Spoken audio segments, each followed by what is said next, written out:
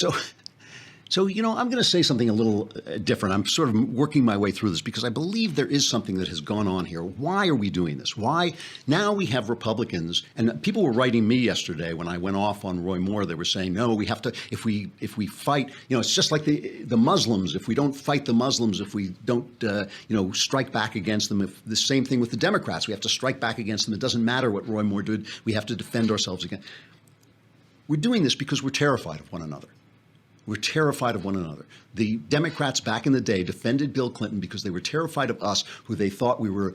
They thought we were the religious, crazy fundamentalists who were going to come and wrap them up. What's that show on TV, based on the Margaret Atwood novel, The Handmaid's Tale? They thought they were living in The Handmaid's Tale. They still think that. They're still terrified. They're living in this imaginary world where Republicans are coming to take their sex lives away and, their precious abortion rights, which maybe we do want to take away. But, they're talking about us as if we're these crazy loons, these crazy religious loons who want to crush them.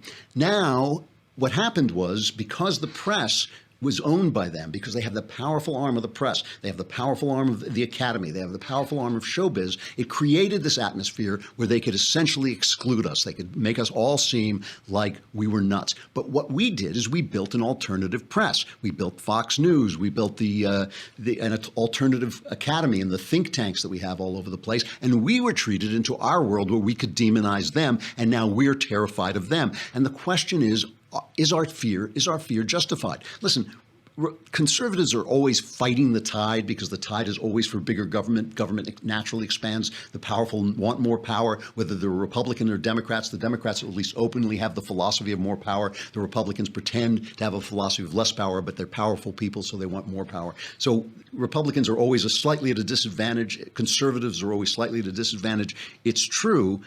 But are we justified in really being this afraid of one another, so afraid of one another that we can't talk? I mean, what if we took the questions and said, let's take the questions of Islamic immigration just for a minute. And then I'll get to my guess. But let me take the question of Islamic immigration just for a minute. The left says, oh, you guys are Islamophobic bigots. You're horrible, hateful, terrible people that you want to ban Islamic immigration or limit Islamic immigration. And we say, you guys hate America and you're bringing in these terrorists to kill us and you just want to destroy everything that's good and beautiful and you pretend to be feminists, but you love these guys who dress their women in burqas.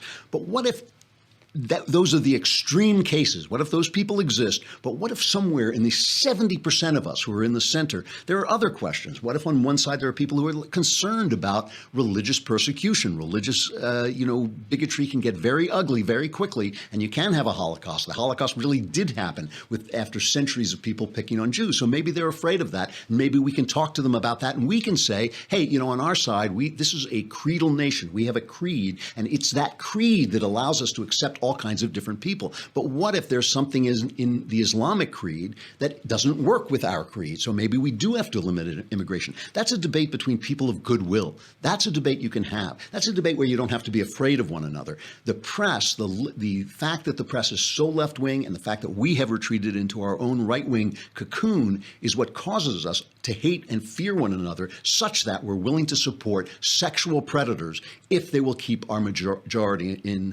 in Congress or in the Senate. And I think it's a problem. It is a genuine problem. And I think people of goodwill are going to have to start reaching out across the aisle because the press is our enemy here. The media is our enemy. They want to cause hatred on the other side because they're all on one side. And our press is all on one side. And I think, and that sells. That sells. That gets good ratings. And somehow we're going to have to get around that roadblock of the media and start to talk to one another face to face, because when we start to do that, I hope we don't have to be quite as afraid. Hey,